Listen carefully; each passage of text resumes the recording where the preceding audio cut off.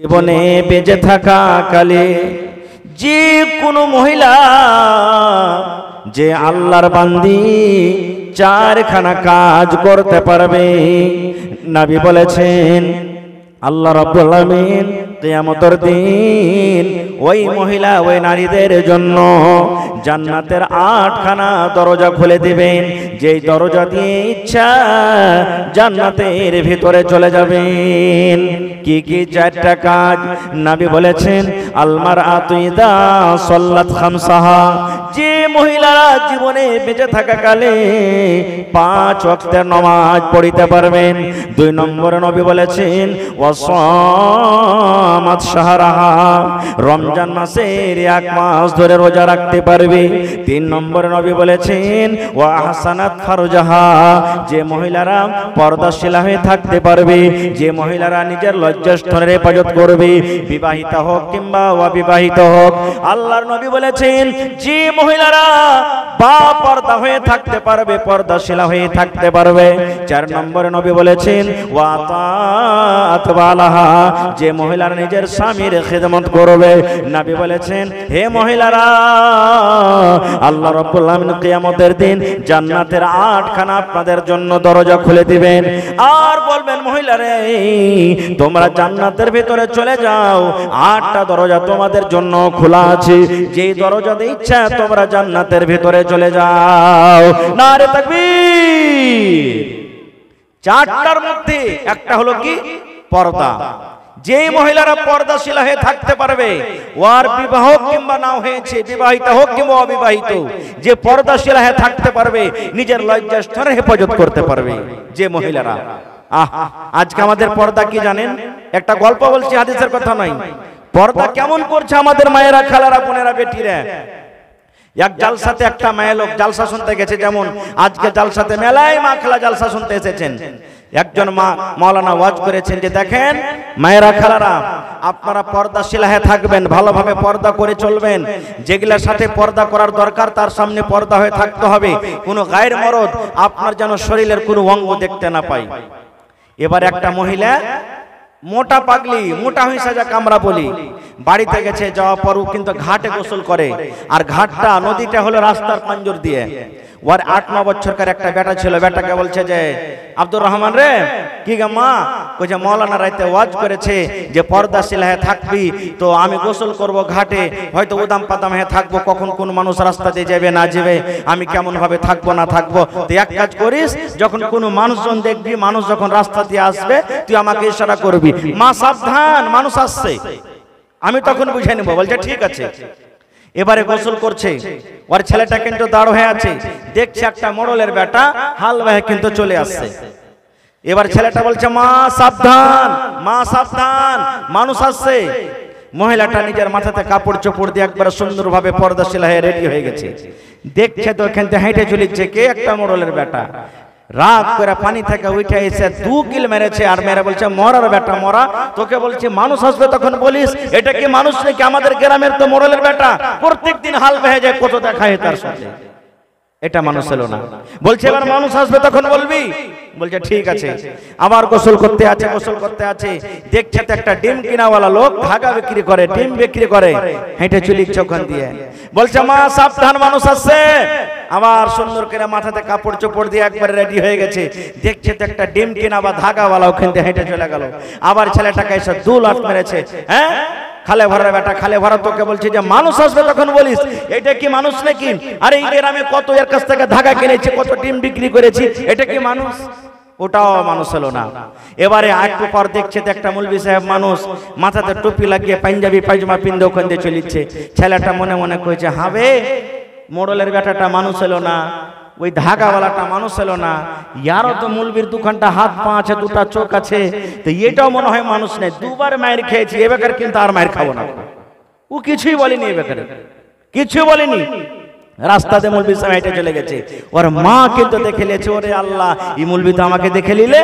এবারে পানি থেকে উঠে এসে একবারে ছেলেটাকে 2 চাপ্পল দিয়ে বলছে মরার কাটা মরা, তোকে বলছি মানুষ আসবে তখন বলিস, আর এখন যেগুলা মানুষ ওদের ব্যাপারে বললি না, আর যেটা মানুষ তার ব্যাপারে তুই কিছু বললি না। তখন বলছে মাগে আমি কিছু বুঝতে পারলাম না যে কোনটা মানুষ আর কোনটা অমানুষ। মোড়লের বেটারও দুখানটা হাত পা চোখ আছে, ওই ধাগাওয়ালারও দুটো হাত পা চোখ আছে, এই মুলবিরও দুটো হাত পা চোখ আছে, আমি কিছু বুঝতে পারলাম না। তো মা খালাদের পর্দা এখন ঠিক তাই হয়ে গেছে। যদি গ্রাম দিয়ে কোনো মানুষ অন্য গলা চলে যায় হেঁটে, ওকে দেখেন ধ্যান দিবে না। আর একটা যদি গ্রামে দাড়িওয়ালা চলে যায়, একটা যদি গ্রামে হাজি সাহেব চলে যায়, একটা যদি গ্রামে মুলবি সাহেব চলে যায়, এমন ভাবে মাথা ঢাকবে, কি ঢাকতে যায় কি উদম করে বসে থাকবে। এই তো পর্দা। জি না মায়েরা খালারা, এই আমার মায়েরা খালারা, পর্দা কি জিনিস? একটা বুখারী শরীফের হাদিস আপনাদের সামনে তুলছি। মির্গির পেশেন্ট, মির্গির বেমার দেখেছেন আপনারা? যার কাছে মির্গির বেমার থাকে, মানুষজন আগুন তখন কিচ্ছু বুঝবে না গো, থরথর করে কাঁপতে কাঁপতে কাঁপতে বেহুশ হয়ে যাবে। একজন কালো মহিলা, দেখতে রং কালো, আল্লাহ রাসূলের দরবারে হাজির হয়ে গেছেন। হাজির হওয়ার পর কি বলছেন? আল্লাহর নবী গো, আল্লাহ রাব্বুল আলামিন আমাকে মির্গের বেমার দিয়েছেন, আমার কাছে মির্গের রোগ, মির্গের বেমার আছে, একটু আল্লাহর দরবারে দোয়া করে দেন, আল্লাহ রাব্বুল আলামিন যেন আমার এই রোগ বেমারকে আল্লাহ দূর করে দেয়। নবীর কথার প্রতি তাদের কত বিশ্বাস।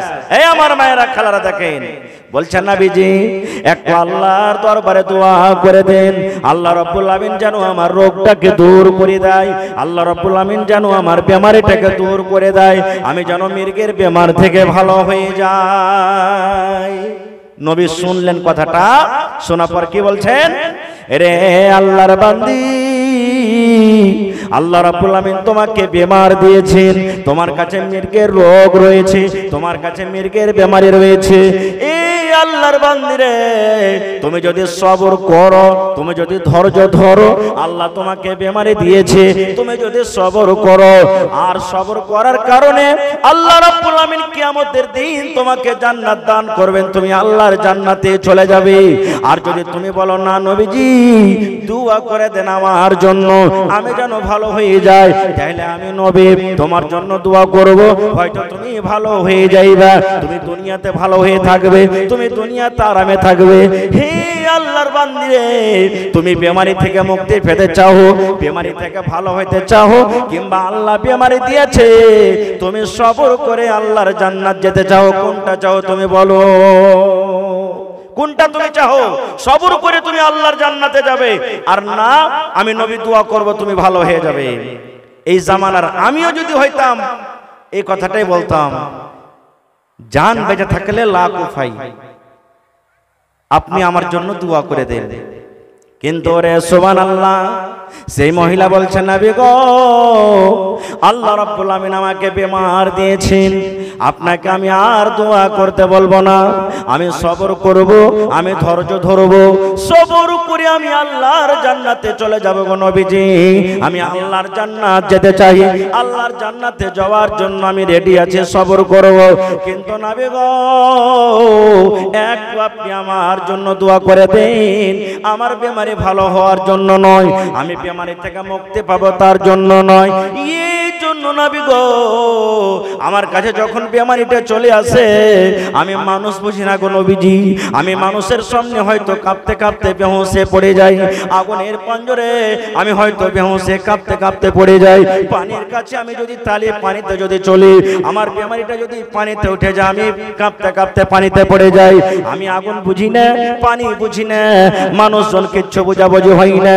তবে নবী গো যখন আমার কাছে বেমারিটা আসে আমি বেহুশ হয়ে যাই, আমার দাঁতে মতি লেগে যায়, আমার কথা বন্ধ হয়ে যায়, হুঁশ কিন্তু আমার হারিয়ে যায়, আমি বুঝতে পারি না আমার মাথাতে কাপড় থাকে না আছে না নাই, আমি বুঝতে পারি না আমার সিনাতে কাপড় আছে কিনা, আমি বুঝতে পারি না আমার পায়ে কাপড় আছে কিনা।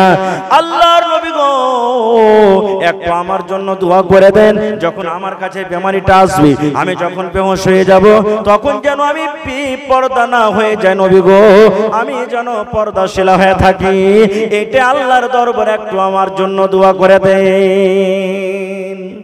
এই আমার মায়েরা খালারা দেখেন, বেমারির হালাতে আল্লাহ তো মাজবুরিতে সবকিছু মাফ করে দিয়েছেন, করেনি? খাড়িয়ে নামাজ পড়েন, যে থরথর করে কাঁপছে পারেন না বৈশা পড়েন, পারেন না সুতা পড়েন, মাজবুরি তো সব মাফ।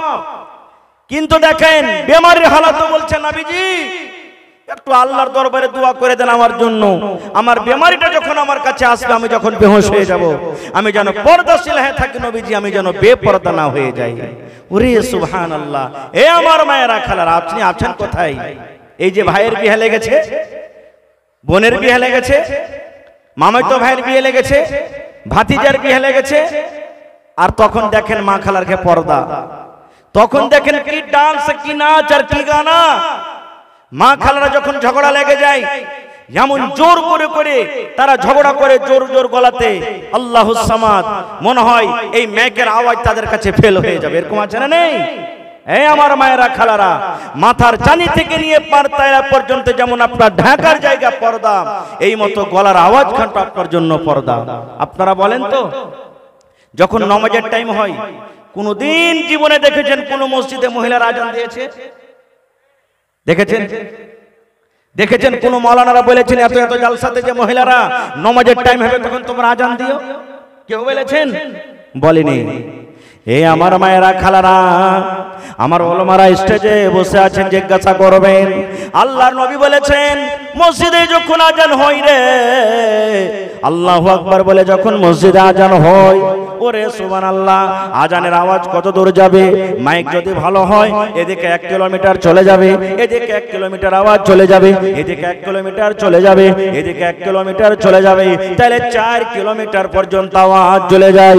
আল্লাহর নবী বলেছেন আজানের আওয়াজ যত দূর পর্যন্ত চলে যাবে, এর মধ্যখানে যত রকম জীবজন্তু আপনার আজানটা শুনবে, কত পোকা শুনেছে, কত সাপ শুনেছে, কত বিচ্ছু শুনেছে, কত মানুষ শুনেছে, কত গাছগাছালি শুনেছে, কত জিনে শুনেছে, যত রকম জিনিস আপনার আজানের আওয়াজ শুনবে। আল্লাহ রাব্বুল আমিনের দরবারে কিয়ামতের দিন ওই সমস্ত জিনিস গাওয়া দিবে, সাক্ষ্য দিবে। আল্লাহকে বলবে রব্বুল আমিন, লাল বাথানি গ্রামে আল্লাহ যে আব্দুর রহমান আজান দিয়েছিল, আব্দুল্লাহ আজান দিয়েছিল, খালেদ আজান দিয়েছিল, আনোয়ার আজান দিয়েছিল, শাকিল আজান দিয়েছিল, এই রব্বুল আমিন আমরা শুনেছি, আমরা সাক্ষ্য দিয়েছি। আল্লাহ এই লোকটার গুনাহকে তুমি মাফ করে দাও। আল্লাহ রাব্বুল আমিন এই লোকটাকে তুমি জান্নাতবাসী করে দাও। এত বড় ফজিলত, এত বড় আজানের ফজিলত মারতাবা। আল্লাহ রাসূল বলেছেন আল মুআদ্দিনুন আতওয়ালুন নাসি আনাকান ইয়াউমাল কিয়ামা। আল্লাহর নবী বলেছেন যারা 5 ওয়াক্তের আজানের জন্য, 5 ওয়াক্তের নামাজের জন্য জামাতে নামাজ পড়বে বলে আজান দেয় নাকি মনে করে, আল্লাহ রাব্বুল আমিন কিয়ামতের দিন তার গর্দানখানে এত লম্বা করবেন, এত লম্বা করবেন, কিয়ামতের দিন সমস্ত মানুষ দেখবে আর আল্লাহ বলবেন বান্দারে দেখো এই লোকটা দুনিয়াতে মুয়াজ্জিন ছিল রে, এরা 5 ওয়াক্তের আজান দিয়েছিল। আল্লাহ রাব্বুল আমিন তার ফজিলত দেখাতে গিয়ে গর্দানখানাকে লম্বা করে দিবেন। এত ফজিলত, ওরে সুবহানাল্লাহ। আমার মায়েরাকে বলবো, খালারাকে বলবো, দিদিরাকে বলবো, এ আমার মা খালা বোনকে, আজানের এত ফজিলত, আজানের এত নেকি, এত নেকি শাখা সত্য আল্লাহ রাব্বুল আমিন আপনাদেরকে আজান দেওয়ার আদেশ করেনি। আল্লাহ রাসূল বলেছেন, আল্লাহ বলেন মহিলা নামাজের টাইম হইতে গেলে তুমি নামাজটা পড়ে নাও। তোমার জন্য মসজিদ থেকে বাড়িতে নামাজ পড়াটা তোমার জন্য আফজাল। মসজিদে তুমি নামাজ পড়িতে যাও আর বাড়িতে যদি পড়ো, নবী বলেছেন মসজিদ থেকে তোমার জন্য আফজাল, উত্তম হলো বাড়িতে নামাজ পড়া। আমার মায়েরা খালারা, আজান দেওয়া এত বড় ফজিলতের কাম, আজান দেওয়া এত বড় নেকির কাম। এই আজানটা দেওয়া যদি আপনার জন্য জায়েজ না হয়, তাহলে জোর জোর গলাতে গীত গা ঝগড়া করা কেমন করে জায়েজ হয়ে গেল? কেমন করে জায়েজ হয়ে গেল? সুবহানাল্লাহ।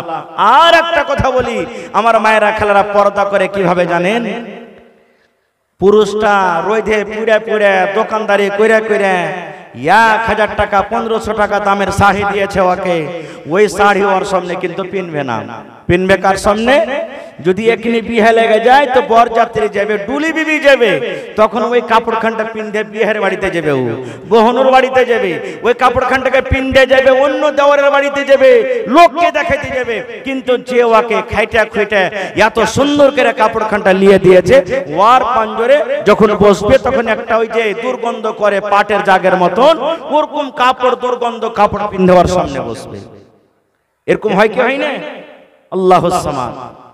পর্দা কি জিনিস, কার সামনে আপনাকে তৈয়ার হয়ে থাকতে হবে, এটাও সহিহ হাদিস আপনাদের সামনে বলছে। আল্লাহর নবী মুহাম্মদ সাল্লাল্লাহু আলাইহি সাল্লাম সালমান রাদিয়াল্লাহু তাআলা আনহু আর আবু দারদা রাদিয়াল্লাহু তাআলা আনহু, এরা দুজনকে ভাই বানিয়ে দিলেন নবীজি। ভাই, এই সালমান, এই আবু দারদা, তোমরা আজ থেকে ভাই ভাইয়ের মতন তোমরা রিশতা নিভাবে। একদিনকার ঘটনা, সালমান রাদিয়াল্লাহু তাআলা আনহু ভাইয়ের বাড়িতে গেছেন। ভালো করে শুনবেন হাদিসটা। ভাইয়ের বাড়িতে গেছেন। আজকে আমরা যাই না, নানার বাড়িতে যাই, ভাইয়ের বাড়ি দূরে থাকলে বাড়িতে যাই, বোনের বাড়িতে যাই, শ্বশুরের বাড়িতে যাই, সালার বাড়িতে যাই, যাই কি যাই না? তো সালমান রাদিয়াল্লাহু তাআলা আনহু বলছেন যে ভাইয়ের বাড়ি আমি বাড়িতে যাব। কখন? দিনের বেলাতে। এবার সালমান রাদিয়াল্লাহু তাআলা আনহু বের হয়ে গেছেন। যেতে দরজাতে ডাক দিলেন, ভাই সালমান, না ভাই আবু দারদা বাড়িতে আছো? তার ভালোবাসা স্ত্রী, আবু দারদার স্ত্রী বলছেন, কে তুমি? বলছে আমি সালমান। বলছে চলে এসো ভাই, তোমার ভাই আবু দারদা বাড়িতে নাই, গেছে মাঠে ঘাটে, এক্ষুনি আসবাস বয়ে আছে, বসো। বসলেন। বসা পর দেখেন কত মজার কথা, সুবহানাল্লাহ। এইবারে তখন হালচাল যখন জিজ্ঞাসা করা হয়ে গেল, তখন সালমান বলছেন, ভাবিজান একটা কথা তোমাকে বলবো। বলছে কি রে ভাই? বলছে ভাবে গো, কি ব্যাপারটা আমি কিছু বুঝতে পারি না। বলছে কি রে ভাই? বলছে তোমার মাথাতে চিরুনি কেন নাই? কতদিন থেকে তুমি মাথাতে চিরুনি কেন করনি? মনে হয় তোমার চুলগুলা উস্কো খুস্কো হয়ে আছে। তুমি মেকআপ করে নাও, তোমার মুখখানটা কেমন আইলা ঝেলা হয়ে আছে, তোমার কাপড়টা দেখছি পুরাতন হয়ে আছে।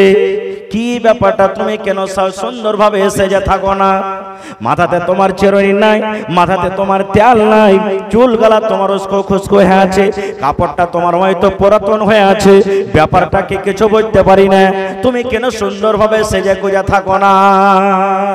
কে বলছেন? সালমান রাদিয়াল্লাহু তাআলা আনহু ভাবিকে বলছেন। ভাবির উত্তর দেখেন। যখন কথাটা শুনলেন, এবার বলছেন, সালমান ভাই, কার জন্য আমি সাজবো ভাই রে? কে আমার সাজন দেখবে? কার জন্য আমি সাজবো? কার জন্য আমি চিরুনি করব? কার জন্য আমি মাথাতে তেল দেব? কার জন্য আমি মুখে সুন্দর করে আমি মেকআপ করে থাকবো? কার জন্য আমি সুন্দর নতুন নতুন কাপড় পিনতে থাকবো? কে আমাকে দেখবে? কার জন্য আমি সুন্দরভাবে সেজে থাকবো? কে আমার সাজন দেখবে? যখন কথাটা বলা, তখন সালমান বলছেন, কেন কার জন্য সাজবো? মানে আমার ভাইয়ের জন্য তুমি সাজবে, আমার ভাই আবু দারদার জন্য তুমি সাজবে, সুন্দরভাবে তুমি রেডি হয়ে থাকবে। বলছে কোনো লাভ নেই ভাই সাজে, কোনো লাভ নেই। বলছে কেমন কথা কোনো লাভ নাই মানে? এবারে ভাবে বলছেন, ভাই রে, তোমার ভাই আবু দারদা এমন একটা নেককার মানুষ, তোমার ভাই আবু দারদা এমন একটা দিনদার মানুষ, দিনের বেলাতে রোজা ছাড়ে না। এক মাস তো রোজা করে, রমজান মাসে রোজা করে, কিন্তু এক মাসের পর আরো যে 11 মাস বাঁচে, 11 মাসও কিন্তু তোমার ভাই রোজা রাখে, রোজা গলা ছেড়ে দেয় না। তাহলে তুমি জানো রে ভাই, মানুষ যখন রোজা করে থাকে, রোজার হালাতে স্বামী স্ত্রীর মিলন করা হারাম। রোজার হালাতে বিবি মিয়া ওরা কিন্তু শরীয়তের নিঘাতে আল্লাহ রাসূল সাল্লাল্লাহু আলাইহি ওয়াসাল্লাম বলেছেন ওরা দূরে দূরে থাকবে, তারা এরকম ভাবে স্বামী স্ত্রী মিলামিশা করবে না। এই জন্য আমি কার জন্য সাজবো? কে আমার সাজন দেখবে? বলছে ভাবি, দিনের বেলাতে নিয়ে আমার ভাই রোজা করে থাকছে, রাতের বেলাতে তুমি যাবে তার কাছে, রাতে তুমি সেজে থাকবে, সাজন পূজন করে রাতে আমার ভাইয়ের কাছে যাবে? বলছে না রে ভাই, কোনো লাভ নাই। দিনের বেলাতে তোমার ভাই রোজা করে থাকে, আর রাতের বেলাতে তাহাজ্জুদের নামাজ পড়ে পড়ে তোমার ভাই রাতটা কাটিয়ে দেয়। দিনের বেলাতে রোজা, রাতের বেলাতে তাহাজ্জুদ, কখন আমি তার কাছে যাব? বলছে এটাই কথা না তো? হ্যাঁ। বলে ঠিক আছে। এই গল্প করতে করতে আবু দারদা রাদিয়াল্লাহু তাআলা আনহু বাড়ি পৌঁছে গেছেন। যেমনই বাড়ি পৌঁছা, দু ভাই সালাম কালাম হলো, কত খুশি। আরে ভাই এসেছে আমার বাড়িতে রে, আমার বাড়িতে ভাই এসেছে, কত খুশি, কত খুশি। এবারে বসতে দিলেন, গল্প সল্প হইলো। বিবিকে বলছেন, ভাই এসেছে, খাইতে টাইতে দাওনি নাকি? তখন তার স্ত্রী বলছেন, খাইতে দিয়েছ নু? বলছে আমি খাবো না, যতক্ষণ পর্যন্ত আমার ভাই আবু দারদা বাড়িতে না আসবে আমি খাবো না।